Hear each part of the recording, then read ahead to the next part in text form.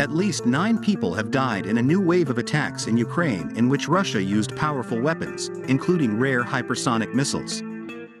According to BBC.com, Russia has reportedly never fired a Kinzhal hypersonic missile, which can evade air defenses, in the early months of the conflict. This latest series of attacks is the most severe to hit Ukraine in weeks. The Russian attack even cut off power to the Zaporizhzhia nuclear plant, Europe's largest, though it was restored shortly thereafter.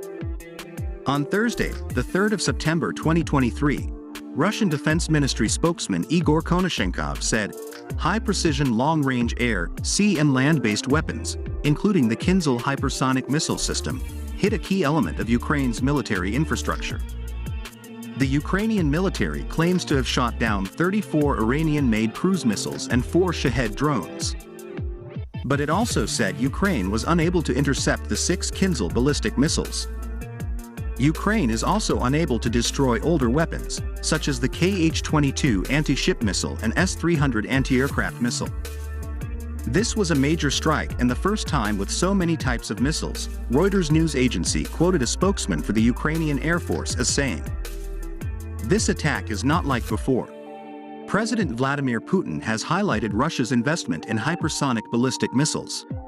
This type of missile can travel more than 5 times the speed of sound." Meanwhile, nuclear energy operator Energodom said the attack on the Zaporizhzhia nuclear power plant had cut off the link between the facility and Ukraine's power system. For the 6th time since it was taken over by Russia a year ago, the facility will have to run on diesel generators until power lines are restored. Electricity is needed to cool the radioactive materials in the nuclear power plant. The loss of all external power today once again shows how fragile and dangerous the situation for the Zaporizhzhia nuclear power plant is, said Rafael Grossi, head of the International Atomic Energy Agency, IAEA. Earlier on Thursday, Grossi called for an international commitment to protect the plant. "Every time we roll the dice. And if we let this continue over time, then one day our luck will run out," said Grossi. In the capital Kyiv, emergency services attended the blast site in the western and southern districts. A missile also hit an energy facility in the port city of Odessa, triggering a blackout, said its governor Maxim Marchenko. Residential areas were also hit but no casualties were reported.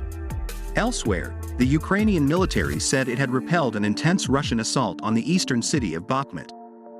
On the other hand, Russian troops actually claimed to have controlled the eastern part. Moscow had been trying to take Bakhmut for months, as both sides had suffered heavy losses in this war. The enemy is continuing its attacks and is showing no signs of stopping its assault on the town of Bakhmut, the General Staff of the Ukrainian Armed Forces said. "Our fighters repelled the attacks on Bakhmut and the surrounding people. Between 20,000 and 30,000 Russian troops have been killed or injured in the fighting for the Ukrainian city of Bakhmut since it began last summer," Western officials say.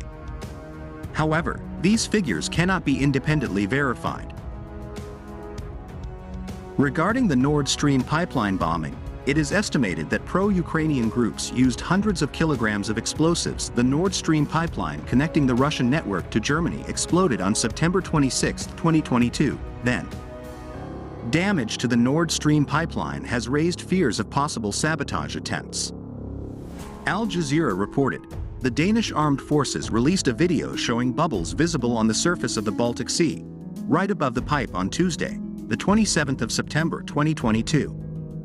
Reports in Der Spiegel quoted by The Guardian, Saturday, the 3rd of November 2023, said the undersea attack on the Nord Stream gas pipeline was carried out by a team of divers operating from Andromeda, a 15-meter charter yacht.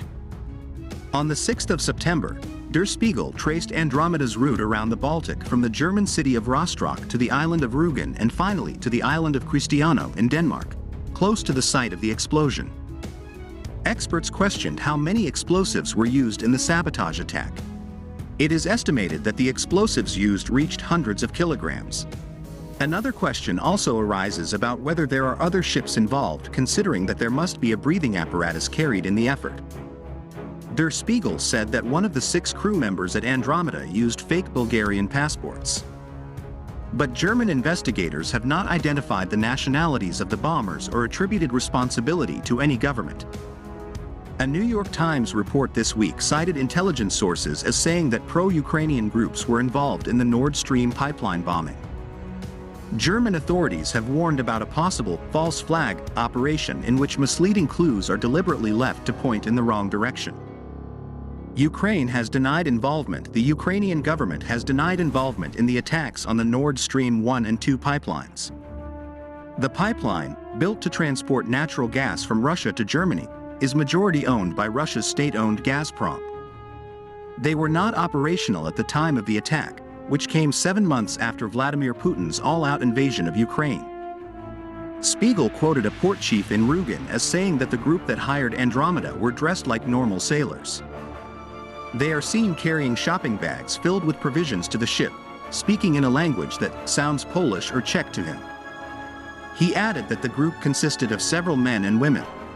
A glimpse of Andromeda. Andromeda is the Bavaria C-50, a sailing boat built by the German company Bavaria Yachts. The facility has 5 cabins and space for up to 11 people. This boat has a platform behind for diving. At the blast site, in the Baltic Sea some 80 meters deep, special diving skills and special air tanks were required. One with a helium-oxygen mixture and one with pure oxygen. Russian President Vladimir Putin commemorated International Women's Day in Moscow, Russia on Wednesday, the 3rd of August 2023. Vladimir Putin praised Russian women who participated in Moscow's military intervention in Ukraine. Today, I would like to pay tribute to the female soldiers who have chosen the highest mission, President Vladimir Putin said, quoted from the Kremlin government website. He said that the Russian government appreciates the struggle of women who carry burdens such as caring for children and ensuring comfort for their families.